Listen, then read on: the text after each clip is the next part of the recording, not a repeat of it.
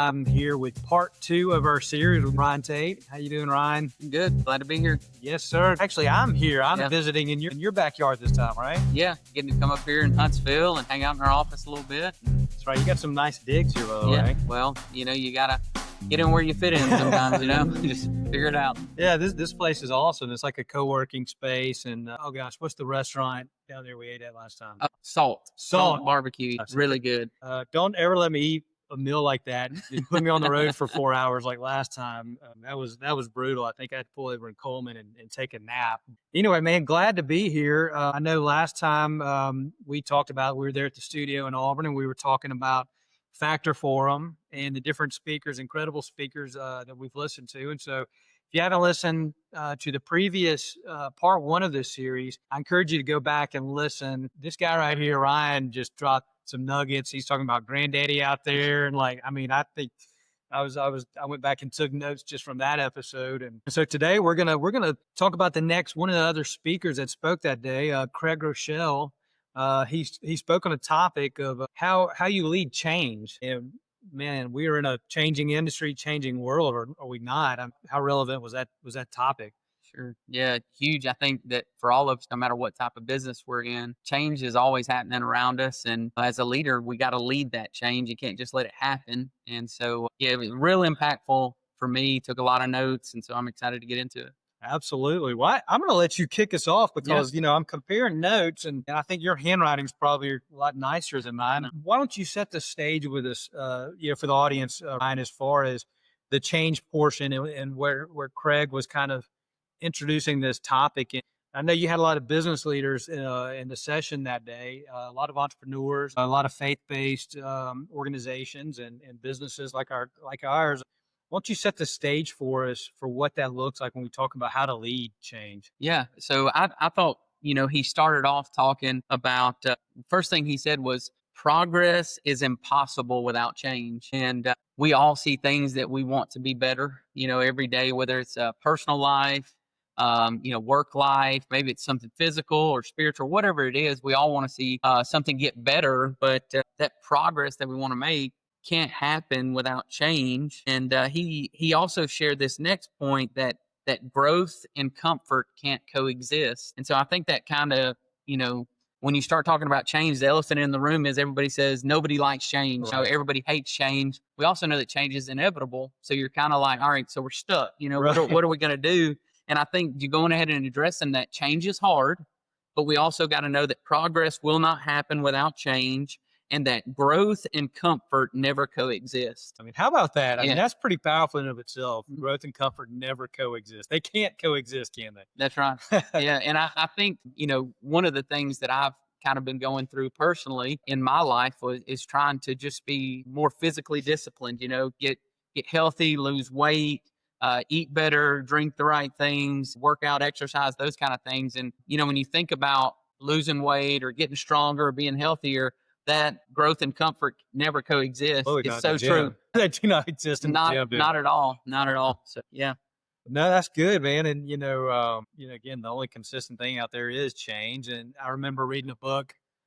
This was back in high school or college. It's a book that my mom had on her shelf of one of many self-development or motivational kind of books back in the day. Your Zig Ziglars and John Maxwell's and those, and Who Moved My Cheese. Yeah. I'm sure you've probably read that. And, it's an easy read, and it's talking about the cheese is over here and the rat's going through the maze, and he's going to the same place every single day until that one day he gets there and the cheese is not there. And it's almost like in business, if you own your own business or you're in management or you're an employee of the business, I think we've probably seen change happen more in the world, I would probably argue in the last 5 years, really when COVID kind of hit, man, and the things that have happened in this world that have changed, or the way technology has changed, Amazon and Uber and now Chat GPT and AI, like you can't turn the corner right now without hearing about AI, can you? For sure. Yeah. And I think change has been accelerated. One of the 2020 brought us a lot of things, right? Kidding, yeah. But I think since 2020, everything's been accelerated. And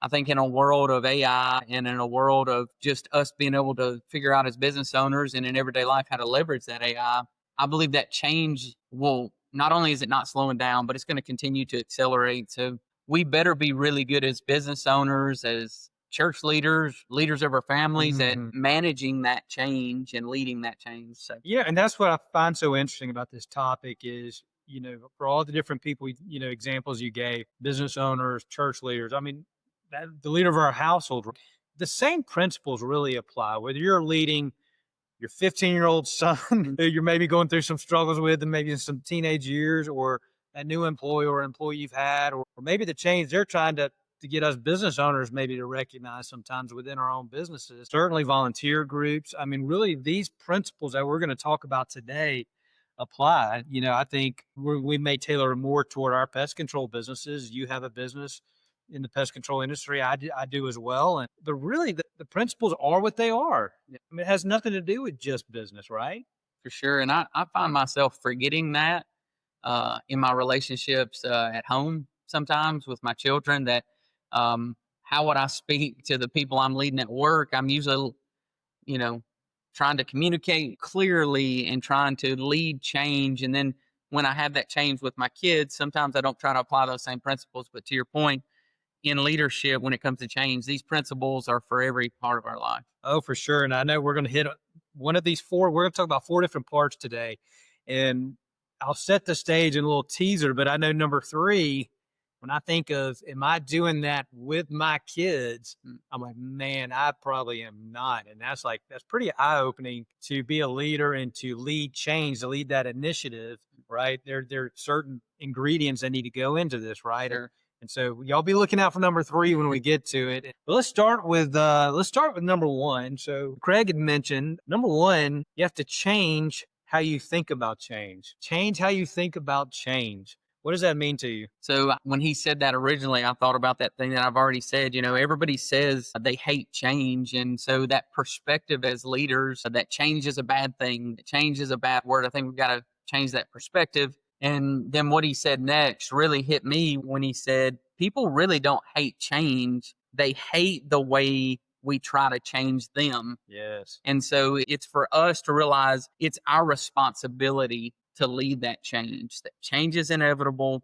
It's our responsibility to lead that change. And people don't like, or I'm sorry, people don't hate good change. Right. They hate how we try to change them and that process and all of that. So I think as leaders, if we'll flip that mindset and start thinking, okay, if I'm going to lead this change, how is that change going to impact the people that I'm leading? How am I going to communicate that change? How am I going to lead that in an effective way that helps them see that this is good and this isn't a bad thing? Well, and to your point, when you mention the word change, you're almost starting from behind Sure. because everybody's mind automatically goes in probably a negative place. I mean, oh no, no, no, this is going to be a positive change. How many times have we said that? Sure. Mind automatically starts going to the worst, probably by human nature, right? And so we have to change the way we think about change. What is our perspective with our teams? We see them doing something, we say something needs to change, and we say, well, my team won't do this, or my Mhm. team don't do this, or I can't get my team to do this. And he said, true leaders will take responsibility to lead change. But then he built on that saying, great leaders don't cast blame. Great leaders take responsibility for the result.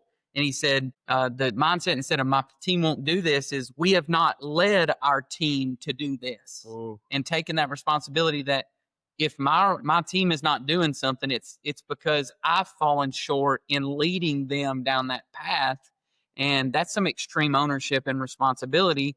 But I think we need to take that responsibility on as leaders. oh, for sure. And I know for me personally, my mind tends to go to not to blame the person, but to blame the kink in the chain or the part of the process, right? But ultimately, it's like if we're talking about maybe our employees or our team or our kids for that matter, like who's responsible for recruiting them on our team? We are. Or maybe your manager hired somebody that maybe you don't feel like is aligned with the culture.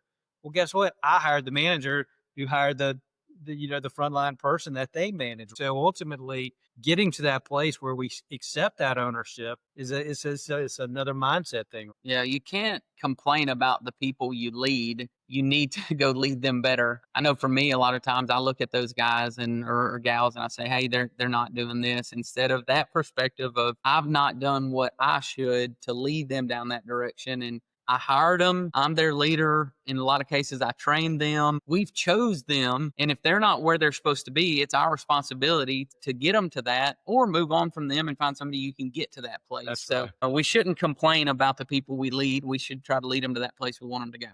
I think of, we did an acquisition back in 2021, and I remember there were some employees already in the company, and I remember one of the guys that was with us at the time had said, "This is awesome. They've already got 5 people that know pest control and yada yada yada. Man, it's going to really get us ahead of these hiring things we have."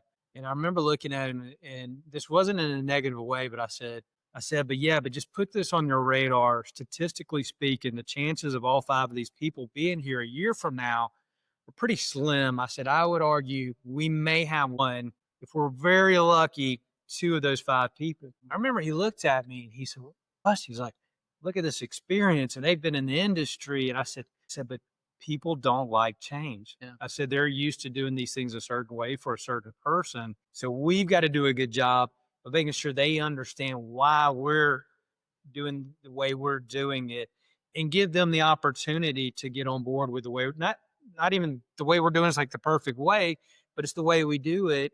And people don't like change, or are they Right. going to change and be adaptable? And by the way, if they don't change, that does not necessarily make them bad people. It's just there has to be alignment. So they have to change in order to fit into the culture of the company we have. And we have to do a good job of explaining the why behind we do things the way we do, to give them the opportunity to see if they want to make that choice, right? That's right. And I think, it's our job as leaders to help them start with, what are we trying to achieve and why are we trying to achieve that? Because the getting better, we all agree we want to get better. Do we want to get better enough to go through the discomfort that it takes to get better? And that's Totally. really what change is. And one of the things he ended this section with was he said the difference between where you are and where you could be is often the change that you're avoiding. Oh, wow. And if we can help people get that mindset, the difference between where you are and where you could be or where you want to be is often the change that we're avoiding. And I think that kind of sums up change, how you think about change. Change should be something that we realize that when we are doing things to change, we're doing things to get better. And so as leaders, stop running from it and start leading it. Absolutely, man. I love that. And not everybody wants to get better, That's right. and you can't, you can lead a horse to water, Yeah. right? But you can't make them drink. And, I know you guys at Rogue share this. And as we do it at Prewett Pest, is we want the people that want to get better. We want the people that want to create a better situation for them and their families. But not everybody wants that. And that's fine. But that just means they're probably going to feel uncomfortable maybe in our culture sometimes. Mhm.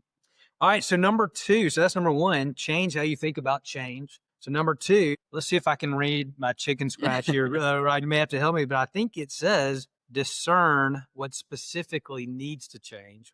It could have been decide. No, I But I think think it's it's discern, discern. It's right? discern. So number 2, discern what specifically. I think that's, if you could bold something in there in that sentence, I think Mhm. it'd be specifically. So just discern what specifically needs to change. Yeah. What do you think? That was huge. And this perspective on this that I thought was really good is he said before the automobile was invented, everybody was trying to figure out and they thought that they wanted a faster horse. Right. They were out there trying to figure out how to get a faster horse. And, Henry Ford realized that no, we can do this a different way. We do need to get places faster. We need to do things. But look, there's this automobile over here, kind of that this is what needs to change. We need to build something totally different, totally Yes. new. And, you got people working over here to build a faster horse or whatever. But what Henry Ford did was go lead change and say, I'm going to go all the way out of the box and I'm going to figure out what really needs to change. And it needed to change completely. And I'll quote a guy named Brian Etheridge, who I worked with a long time at Wayne's. And one of the things that he always talked about with change, he's very smart, very analytical, and I learned so much from him, is he said a lot of times when we change things, we don't solve the problem, we just move the pain. Yeah. And what Craig Groeschel was saying here, and specifically what needs to change, you really got to dive into, all right, what is the heart of what we're trying to do here?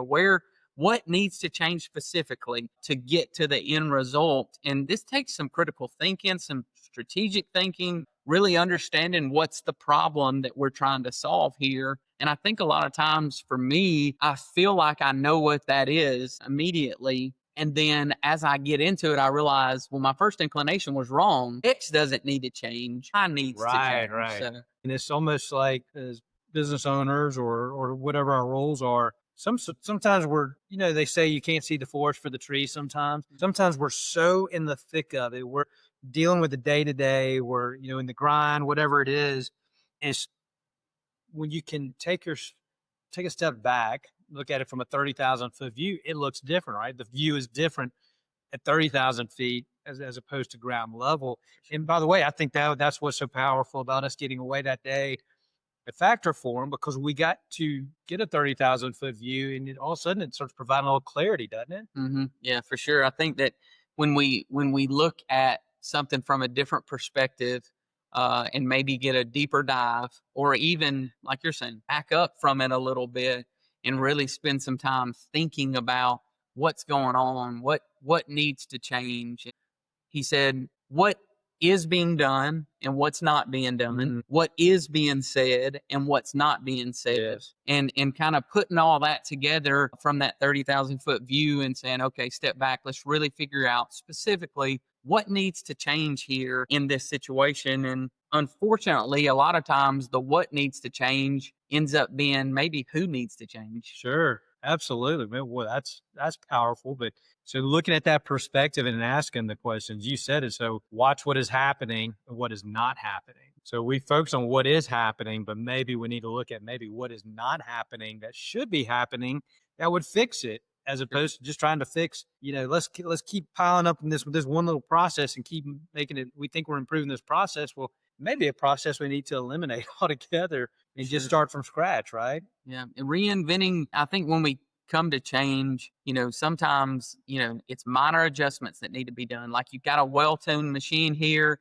it just needs some minor adjusting, and sometimes it's done, Yeah. and it's time to put that to bed. And I would say, thankfully, that's why God gave us leaders, right, to help discern Right. and make those decisions. And you said specifically in there, he says, discern what specifically needs to. So we got to be specific on what is the actual thing that needs to change. But I think it's our job to discern that, right? Sure. And there comes a time where somebody's got to decide, Right. right? Discern what needs to change and decide this is what we're changing. This is the direction we're moving. And, as leaders, that's our responsibility. No doubt. And that discernment, by the way, some people have better discernment than others. Pat Lencioni was one of the speakers, and he talked about the six working geniuses. And one of those working geniuses is discernment. And Sure. there are certain people in your organization or your family that probably has a little bit better level of discernment than others. And so are we calling on those people maybe when we get to the right point and asking for them to maybe make a decision, or maybe we really value their feedback? I think that's something I took away as well. And so as we discern what specifically needs to change, there were three questions that were posed. And number one is, what's no longer working well that needs to be changed? And number two, what's no longer working well and needs to be stopped? And number three, if someone replaced me, what would they change? Yeah, those are good questions. And when I thought about that, and I just wrote it back down, that there was an exercise that I've done in the past. A lot of times it's called continue, start, stop. And so we take different areas of whatever. It's a business, it's a ministry, it's family, it's a relationship. And you say, okay, what's going on here that we're doing really well and we need to continue to do it? We need to continue to do it. And so we say, okay, these are the list of things that these are going really well. Let's lean into those things. Let's do those, as the book of Thessalonians would say, let's do that more and more. And that's what Paul tells them to do in that. But so what do we need to lean into and continue to do? What are the things we're not doing right now, but we should be doing? Right. That's the start. So continue what you're doing. The start is, what are we not doing right now, but we need to start doing that to improve our business? Right. What's kind of left out? And the last thing is stop. What are the things that we're doing that aren't working, that aren't achieving the end goal of what we're trying to accomplish? And what do we need to stop doing?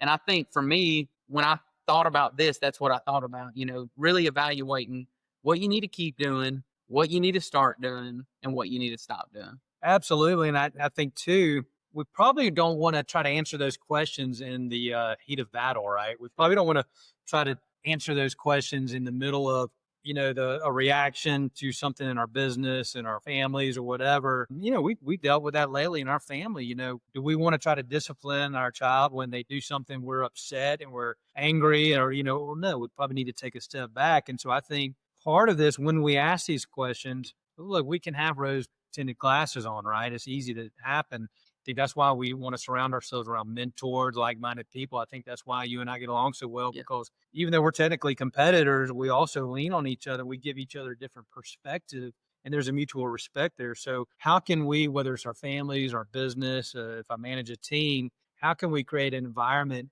to where we can ask these questions?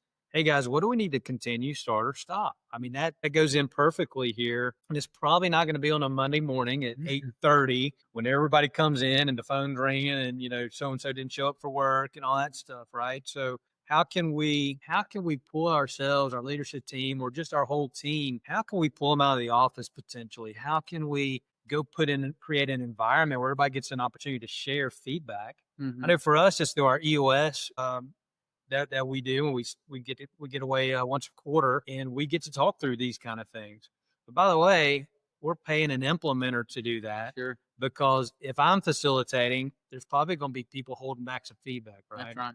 Yeah, and I think that all of this section here, one of the things that I just wrote down on the side there was this part takes time. And I think there are two ditches that I've got in my leadership in the past, but I've also seen people that I've led alongside with or maybe led me get in a ditch. And those two ditches are we want to move too fast or we want to move too slow. And so I that's why I say that they're ditches. We want to be in the middle of the road. And I think that some of us, and I probably fall in this category too much, I want to just, a big question comes up of what needs to change here. And instead of taking the time to discern and figure out what needs to change, I just want to, boom, this needs to change. Let's do it. And I want it to be a one conversation thing. When many of these decisions that we have to make are a little tougher than that. They're a little bit in the gray. We've got to really dive into it. So we need to devote the time that it needs to actually discern what needs to change and not just jump in and move the pain. Right. As I said earlier, you don't want to just move that pain around, but really figure out what's going on.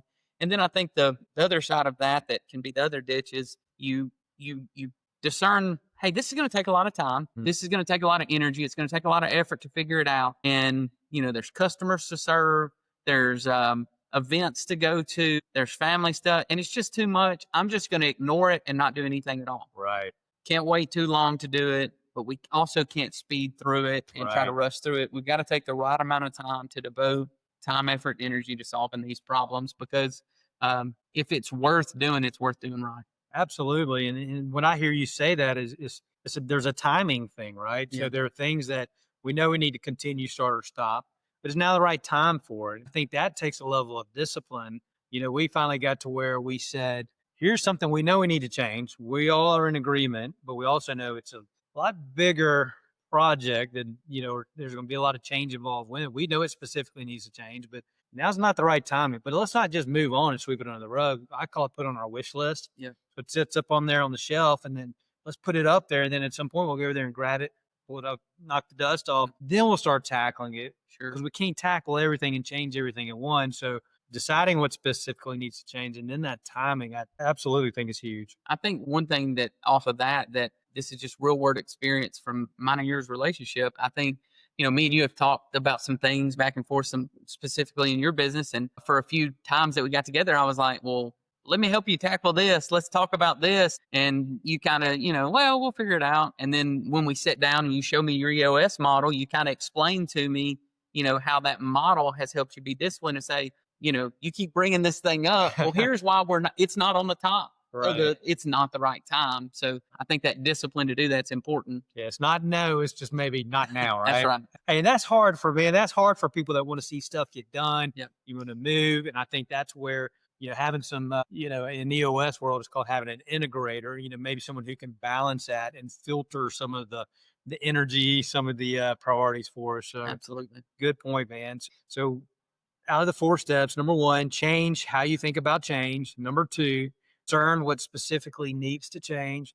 All right. So now number 3, we want to obsess about the why before the What? what. We want to obsess about the why before the what. Yeah.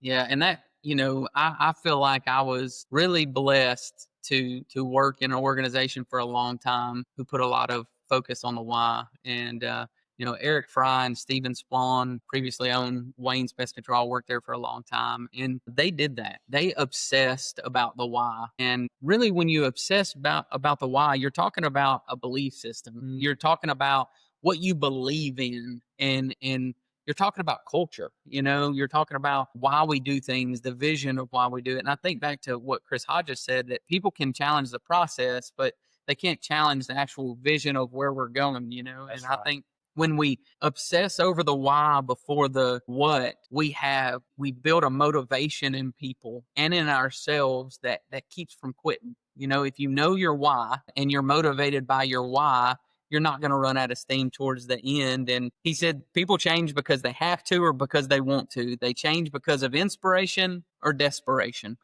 And I think the why gives us the ability to change out of that inspiration, inspiring people to believe in something. And I thought for a long time, and I've shared this a couple other times on the podcast, but I think it's worth sharing again. I thought a lot about, the people who have led me in my life for about 6 months, and like, why were these leaders great? Why did they do such a good job building an organization, building a church, discipling people, leading their family, whatever? And some of the things that I came to was all great organizations have a good culture, have good strategic thinking, and they're really good at execution.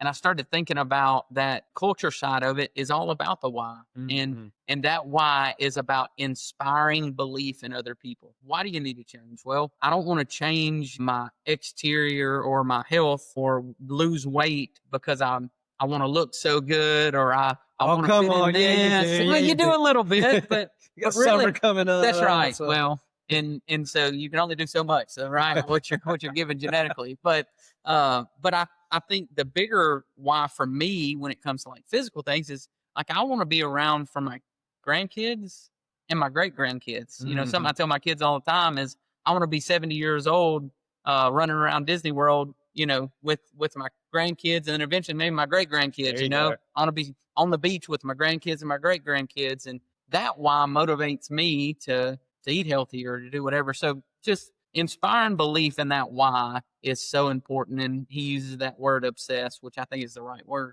There you go. So what if I told you I want to be the one on the scooter with a chicken leg or a turkey leg in my hand? Yeah, sir, you certainly would have to inspire me. I don't want to be that guy, but if that's how I have to experience Disney World with my grandkids, I will. There you go, no doubt, man. Well, I think it reminds me of, something I heard once about, we tend to try to motivate people, motivate someone to do something, motivate someone to go to the gym, we want to get motivated. It's like an energy drink. It gives you a quick burst. Like that's what motivation is, right? But what about inspiration, right? How do we inspire those to follow us? How do we inspire them to believe into a vision? And it's got to be the why. They're not going to do the what if we don't explain the why. And I say this all the time with our company, like we got to get on the same page with the why before we even talk about the what. Because if we can't get resolution and get on the same page on the why, we're wasting our time talking about the what, because you may get a shot in the arm working on the what, but if they're not truly believe, right? And look, we've had times in our leadership team where, we get together once a quarter. That's an opportunity for us all to be open and honest, speak what's on our mind. And if we identify our initiatives we need to work on for the next quarter, if one person walks out of that room and they held back because they don't think we should be doing something, their time to really give that feedback is when we talk about the why. And so if they leave that room to go do the what and they don't believe in the why, in my opinion, it's going to be short-lived. It's not going to be done with passion. Probably going to impact others around them to maybe start to think the way they do because there's some questioning there. So what do you think about what are some practical ways, Ryan, when you want to inspire the why behind a team, and let's just say they don't quite understand it, because there's not always going to be perfect alignment, but how do you deal with that? How do you still leave that room to where we were at least on the same page when it comes to the why? Yeah, well, I think a practical example of the why that I say a lot, or that we talk about in the service industry, I think I heard you guys say it, heard people in my past say it, and I've said it, is that we want to do an example of the what behind what. Well, we want to do a good job for our customers. We want to serve them well. We want to get our stops done every day is the what we want to do. But really, let's think a little differently about that. You got a list of customers you go to every day as a pest control technician out there in the field. And so we got a list of customers, and a lot of times we call them stops, right? And I got 15 stops today. I got to get them done. I got to hit the ground running. But when we back up and really think the why behind why do we need to get to all 15 of these customers? Why is that important? Well, we've made a promise to those customers. We've told that customer, we're going to come out once a year and inspect your home for termites. We're going to come out 4 times a year and treat your home for pests. Ultimately, we've made a promise to that customer. Right. Maybe the customer service rep has said, we're going to be there Tuesday at 10. We've made a promise. So now we're not just going and doing a stop, but the why behind it is we're keeping promises. And how important is that? Right? That's a why that we can get behind. We want to be people who do what we say we're going to do. We want to be honest. We want to have integrity. If we say we're going to be somewhere, we want to be somewhere. So I think, to me, that's a glaring example of how we take the what of doing pest control stops and tie it into the why of, no, we're keeping promises, serving people, protecting homes, and really try to get to that why. But to your question of how we do that, I think it's our job to constantly be reminding of the why. For sure. Just we've got to say it over and over and over and over again as leaders to remind them that we're just not doing stops today. We're serving customers. We're keeping promises. We're trying to improve these people's lives so they don't have to worry about bug issues, or if you're an insurance person, so they don't have to worry about getting their car fixed. Whatever that thing is that you do, there should be a why behind it. We've got to get to the place that we obsess over it. I'd also say that's our leverage as small business entrepreneurs is a lot of times bigger organizations lose their why and they just want to talk about the how and the what. I think where we as small businesses can win is obsessing over that why. For sure. And I think, as you mentioned obsess, and you've said it a few times, obsess, if we're going to bold a word in this sentence, obsess is probably it. Because as I'm hearing you say this, Ryan, we talk about the why, but where is that in the minds of maybe our service professional when it's late July and they're on their 14th stop and they're trying to get home for all these different reasons, and then customers having an issue? Like, we have to remind them of the why, right? Because the reality is setting in, like, what they're doing is what's in front of them. And so how are we going to keep them inspired? At the end of the day, our customers are the reason we exist, right? So if we lose focus of that, we won't have a what to do, right? So I love that as far as obsessing. And like, I'm taking notes as we're going through this. And one thing he said, when we obsess about the why before the what, he said there are typically 3 reactions to change. 3 reactions to change. Do you remember what those reactions were? So we have our critics, our bystanders, and our advocates. What does that mean in your experience, in your career? What are some practical examples of that? I mean, when you ask that, it's so funny because I got people, you got people in your mind. That just popped up. Yeah, pop up in your mind in all 3 categories, right? And your critics are always usually the quickest to speak up. And one of the things you said was the loudest boos always come from the cheapest seats, right? Yeah. And so you got the people that are gonna, not only are they not jumping on board, but they're actively against what we're trying to do. They hate change, and with those critics, that's a tough group, right? That's a tough group, Sure. And you almost have to drag that group along. But those are the ones that are going to be fighting against the change, right? Those are the ones that are gonna speak up. But with that group of critics, there's often a lot of truth that's going to come out of those people. So we need to listen to those people that are critics. While we might not appreciate how they say what they say delivery, sometimes. right? Yeah. The delivery, for sure. But sometimes they're telling the truth, and we need to maybe see through maybe they have a bad attitude about it or whatever. And really, is what they're saying true, maybe? Right. So I think they can be beneficial, but you have those critics, and you got the bystanders who are just kind of in the middle. They're not really passionate one way or the other. They're going to kind of just go along with the flow. They're not going to get in the way, but they're not going to pull a lot of weight either. If you tell them to go, they're probably going to go. But with those bystanders, I think if you empower the critics, they'll pull some of the bystanders that way. For sure. But if you empower the advocates, who are the ones that are going to jump up and immediately say, all right, let's go, let's do this, they're rooting for you. They're saying, "How can I help?" They're a tailwind to you, helping you get down the road. But the thing that he said that I thought was cool is the why will disarm those critics. That's huge, Yeah. right? You want to disarm those critics with the why. It'll educate the bystanders, giving them the intellectual things that they need to say, yeah, I need to get on board. I need to be an advocate for this. But it'll empower the advocates. And I think that's huge to really put the wind in the sail. All three of those things, getting those people to the place you want them to be, disarming the critics, educating the bystanders, and empowering the advocates. All that happens when we connect the what to the why and put it as the priority. Man, it's so important. Man, that's so powerful. Right when you're saying that, you start off with disarm the critic. So I'm just literally picturing a critic over there with a gun, right? Yeah. You got to go disarm them. Let's get the gun on the floor. Let's Yeah. get it out of line of sight. Now everybody can breathe a little bit, right? And that's literally sometimes what it feels like. I know recently we had a change that we were incorporating into our business. It wasn't a monumental change, right? But we talked about, hey guys, we have to do the why. Like, we all know we need to do this, but we need to make sure everybody really understands the why behind we do it.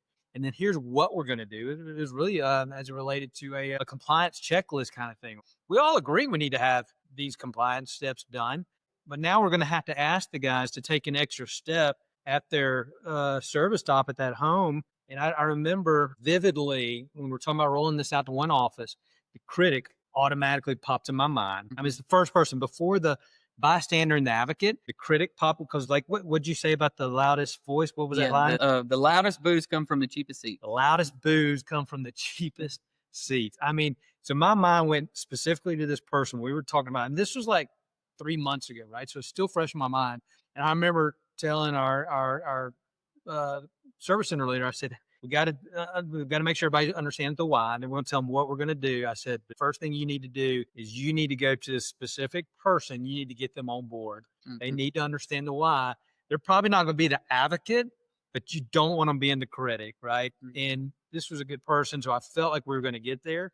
And that's what happened. We won that person over. And now, like, when we're announcing the scene, everybody's looking over there at the critic, like, what's he got? He's always got an opinion. Here it comes. And like, he kind of agreed, right? So there was a little bit of strategic thought process in how we're rolling it out. And at the end of the day, I think the critic probably appreciated that because he felt like he was part of that decision and feedback. Yeah, I think leading change, and this is, thinking about them, it's not really something that Craig Rochelle said, but just something that I thought about in digesting all this material and thinking through it. And one of the things that just naturally comes to me to do if we're going to make a big change and a big decision, I don't want the first time everybody hears that to be in some big wide company meeting. We're all sitting there and we just blindside everybody. Yeah. There's certain changes that have to be that way. Right.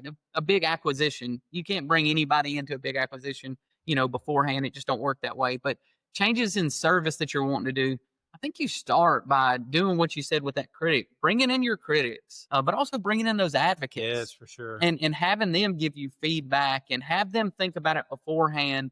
That way that advocate can speak up and be that, like we said, tailwind, that wind in your sails with this to help this get off the ground. So I think small meetings before the big change meeting is really, really important. Those key people, getting them involved early, and what you said is super wise, getting the critics on board and maybe helping them understand the why beforehand. And then maybe you don't have to disarm them in there in front of everybody, right? And feel like you're on the defensive.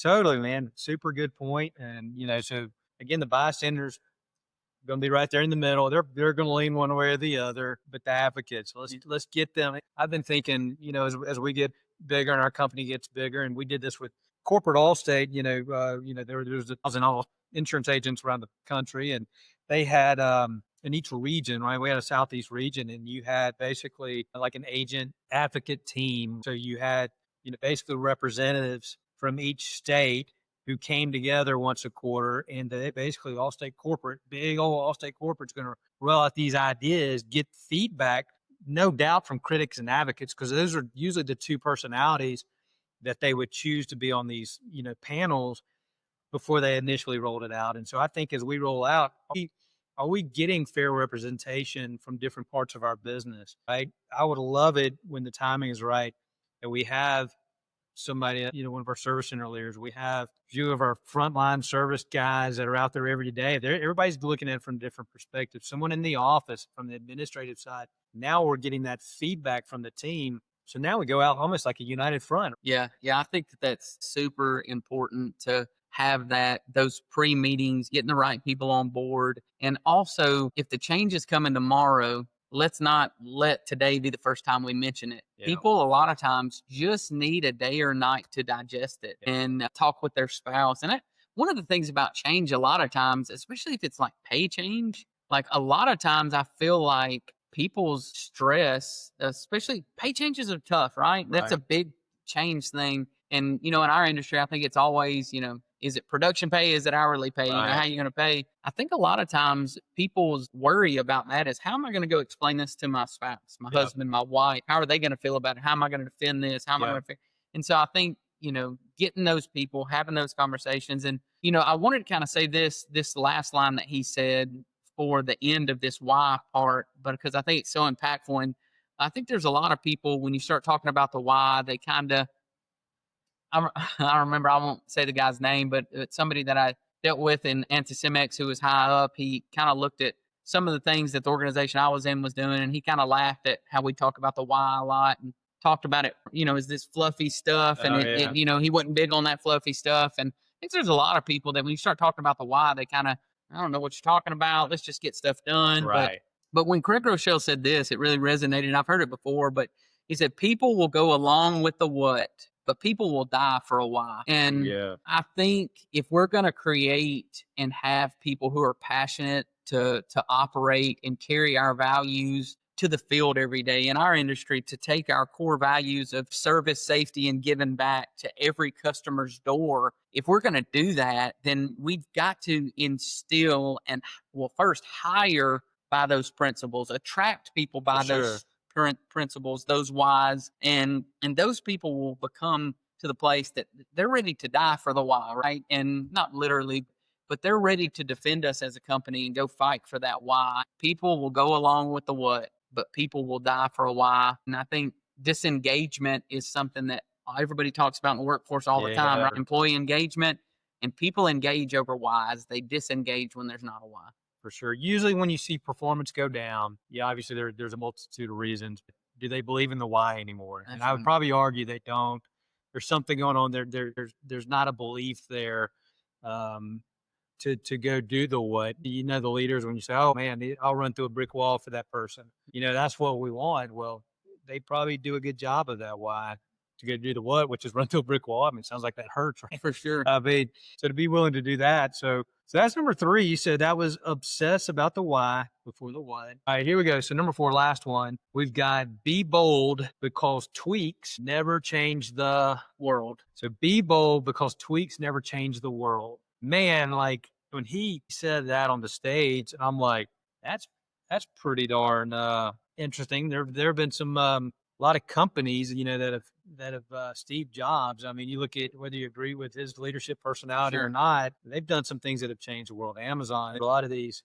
What are some of your takeaways, Ryan, on that as far as tweaks? Yeah, I think that when I think about big moves, bold moves, I think about, I remember, I don't know, 5 years ago or so, I'm a very spiritual person, follower of Christ, pray a lot, ask for God's wisdom and discernment. And I don't know if it's this way for you, but there's some days that I feel like I got a direct line, and some days that I feel like I couldn't get there no matter how hard, I can't hear, right? I'm like deaf, slow to hear, slow to see. I remember very clearly one day I felt like, had some decisions to make, and it was like God was saying, hey, it's a big world out there. It's your job to go make a big impact. And when he said that in this as number 4, I thought, man, that's all huge things started out with a huge dream that probably looked impossible from where you are today. But it takes those big swings and trying to, let's not just try to be mediocre, but let's try to be excellent, using the words you just used. And let's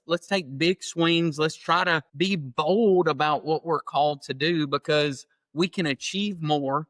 We're probably stronger than we think. We're probably more powerful than we think. We probably got a bigger voice than we think, and more influence than we think. and there's more opportunity than we think. And so being bold, I think, is one thing, especially as business leaders. It took a bold move. If you've started your own business, it typically took a bold move to do that, right? Absolutely, yeah. But I think once we make that jump, we begin and we have a little something, we begin to want to just protect what we got. Mhm. You think Craig Rochelle, one of the things that he used is, they were the first people to launch a Bible app. Yes. The over 1 billion people have gotten the Bible in their hands through their phone since they launched that app. When they started, they thought it'd be cool to get 100,000 people. Wasn't it like an intern, or there was Yeah. like somebody maybe part-time that was just kind of working a little side project? Yeah, 1 billion people get.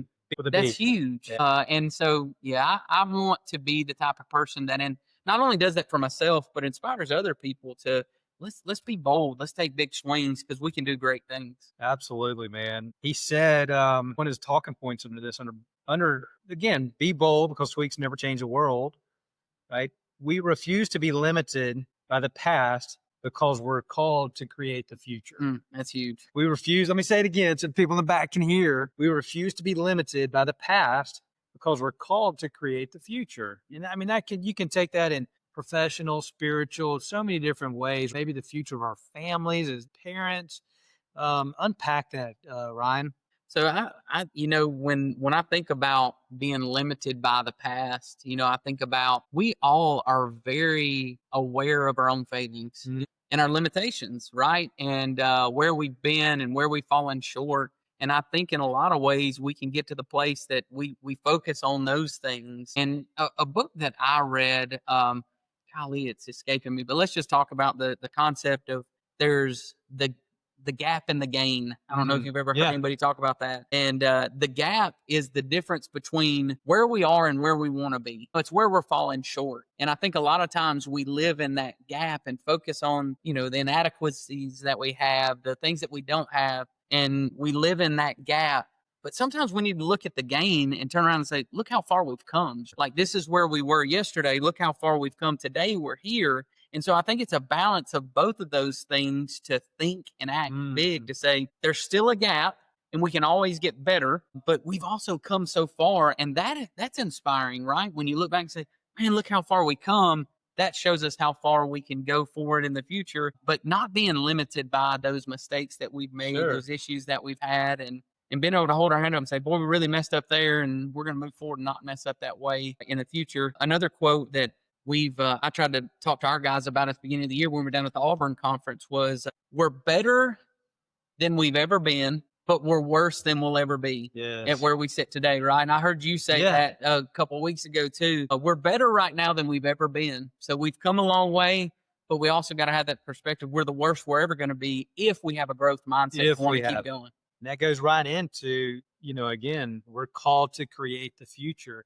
So when I think of the word create, that means like make something out of nothing. So how are we going to create a future? Well, we have to take change. I mean, we have to be bold. We can't just make a tweak. If we make a tweak, we're not, if you take the BlackBerry, for example, some of you young people have probably never heard of a BlackBerry, and I'm not talking about what's in your garden. I'm talking about the phone, the device. I had the whole keyboard thing. So I remember, seeing a documentary on BlackBerry, and, they were the number one provider in this, whatever, smartphone, whatever you want to call it, the cell phone industry. And they kept making these tweaks to get better after they pioneered that, right? Sure. Tweak. And then what happens? Apple comes along and they create something totally different, right? And that took a big change. And that was not a tweak. That was a pretty bold move. And it created so many different things within the apps, and just the whole world really has changed because of this. And you talk about being bold and I think creating those futures, and what's really cool about being an entrepreneur is we're not just creating a great future for us and our families financially, but we're creating a great future for employees and customers. And man, it's a privilege to be able to be a business owner and think we live in a country that we can go and create something, create a future, not just for ourselves, but for our children, but then for all these team members, for their families. And when you think about the weight of that responsibility, we need to take a big swing because all those people are worth it, right? Absolutely. So, Dude, I love it, man. So there's one more. This was probably one of the last notes I took on this section. I actually put a big asterisk, and I looked through all these pages of notes, and I've got a few asterisks through here, and this is one of them. And I thought this was pretty telling. But he said, "You cannot change what you're willing to tolerate. So you cannot change what you are willing to tolerate." I mean, I feel like that hit me up, in between the eyes with some change that we've been going through as a company, growing pains, change. Maybe some people and some attitudes, good, bad. But are we really willing to change if we're willing to tolerate mediocrity?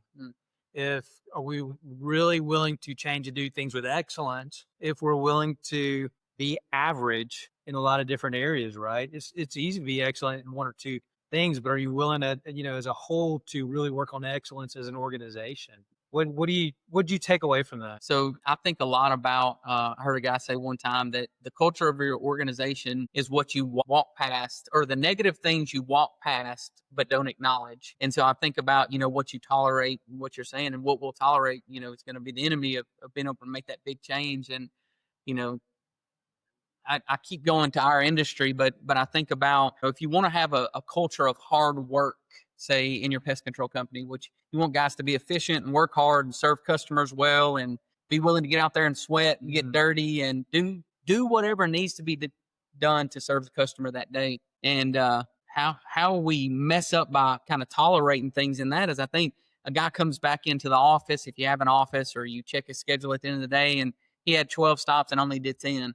So what do we do there? Do we just tolerate that and not really say nothing? Just say, well, Teddy got tired today and he probably couldn't get those last two. Or do we call him and say, hey, Teddy, man, great job getting those 10, but I can't help but notice there was, Miss Jones and Miss Smith that you didn't get to.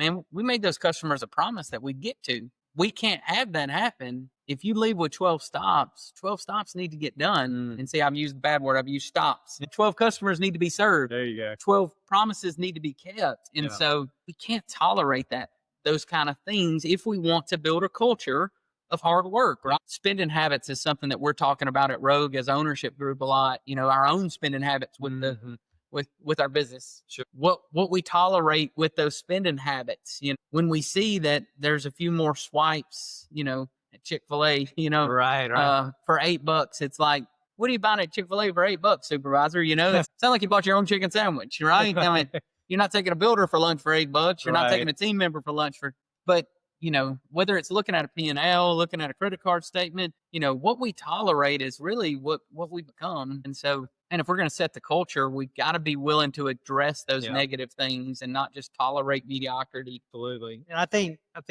having that part of your culture, I think, starts with the leadership. We're not going to tolerate it. Now, look, there's also ways to deliver addressing that. I think some people naturally probably sweep things under the rug, right? I mean, you may have someone in leadership and they know they shouldn't tolerate that spin. They know they need to address it, but they're also probably thinking, oh gosh, if I go address this Chick-fil-A sandwich, going to maybe, I don't know, derail some of the momentum we had from the day, or, I'll just, if it happens again, I'll say something, right? So you have that personality.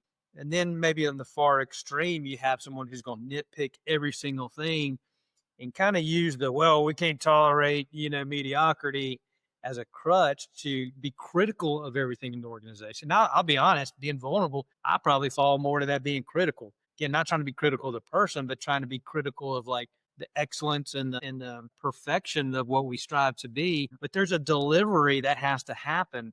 But I think we'd both agree we can't just ignore it, right? We can't just sweep it under the rug and just hope it just magically kind of takes care of itself.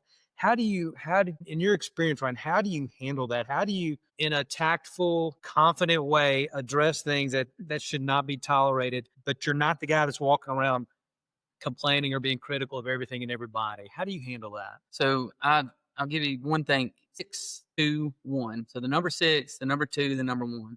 And something like I'm gonna have to write this down. I'm gonna like 6, 2, 1. We were challenged. I was challenged by a leader in my life in the past to with that 6, 2, 1. What he said was, studies show us that to lead effectively, people need to get 3 times the praise than they do, criticism. If you're going to correct somebody one time, you really need 3 times praise for that person, not to feel like you're always just coming down on, beating up on them, being critical of them all the time. So the leader that was leading me at the time said, "Hey, let's do better than that. Let's go 6-1. So I want you to find 6 good things with that person that you're leading for every 1 negative you find." And when that mindset came into my mind, the first thing you think is, well, we're just going to go make oh, great job, Timmy, you tied your shoe, Right. compliment them for things. But as I began to look around, I began to say, well, let's take that example I gave a while ago about, guy doing 10 stops. Well, first, let's acknowledge, man, you did 10 stops. Good job. You did a good job with that. Find them doing what they're supposed to do. They were on time for those things. But trying to not only reach out to the team when there's a problem. Right. If you're only communicating when there's a problem, your team is not going to like you very much, right? And it's not that we want them to like us. It's that we want to be a good leader, and we're trying to inspire them, and we're trying to treat them well because they're people, right? And so when I began to take that perspective, realize with, Josh Holderfield, which if Josh is listening, man, he's my right-hand guy here in Huntsville, and he's amazing. He works his butt off every day. He gets up and serves customers. He's scheduling the work. He's also running a full route every day. If an install needs to be done, he's running out and doing it. He's going to all the problem drain fly issues, brown recluse issues, all the hard customers. This guy's working his behind off every day. Well, as his leader, it's really easy to find 6 good things that he does every day. But if I don't call those things out to him, if I don't tell him thank you, tell him I appreciate that, then when I do have that one gripe that I need to come to him and say, hey, man, I've seen this issue, he's probably not going to be listening to me as much as he is when I've complimented him. And it's not about manipulating that person and trying to get what you want, but it's about honestly saying 90% of the time, these people are doing what they're supposed to do. Just acknowledge it.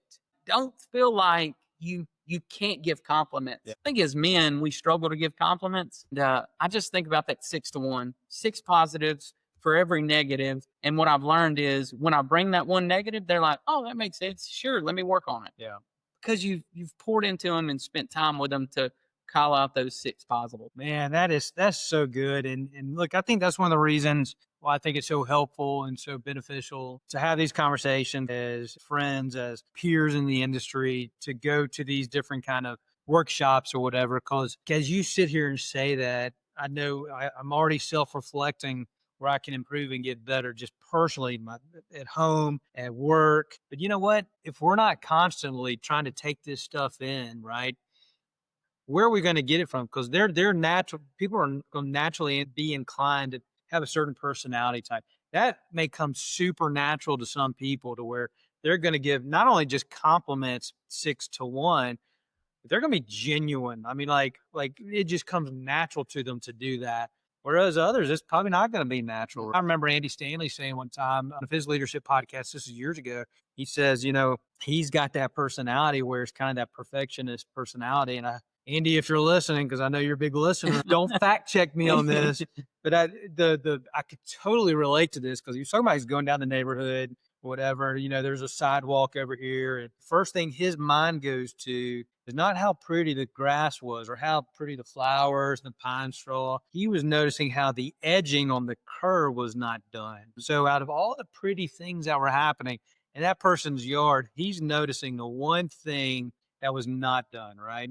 And I can personally relate to that because, I'm a fixer. I want things to be better, but it doesn't maybe naturally come as natural to me or maybe as it does as to Ryan here, right? So I think this is a real good reminder to take time to go be around people, right, that lift you up, that make you a better person. Just talking about these things and being aware, I think, is super impactful. And if we're going to empty our cups into the teams that we lead, right, we got to get our cups filled. So these are areas that we can do that. Listen to podcasts, reading the books, going to these workshops. So I think that's some of my takeaways, Ryan. Just from you inviting me to this event, like I said on episode 1, part 1, this was probably one of the most impactful events I've been to in years, mainly because of the vibe of the room, the speakers, obviously, but it was a time in my life and my career where I felt like I really needed it, and it stuff you've heard before, but maybe you need a refresher, right? Maybe you need a little a refill, right?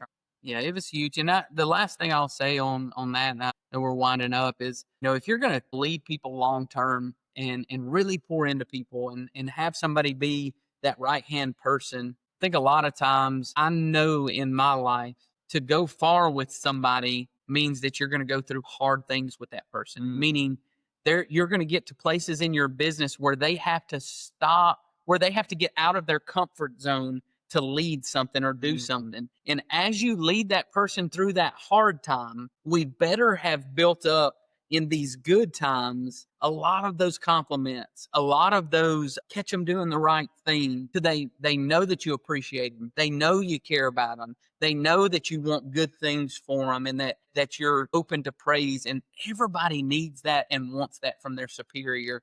And don't fool yourself because you're paying somebody a lot of money or you've given somebody a good title and a lot of responsibility that you don't have to check on them. You don't have to pour into them. You don't have to encourage them. You don't have to catch them doing the right thing. Right. So, yeah, that's very important for my life. So. Absolutely, man. Well said.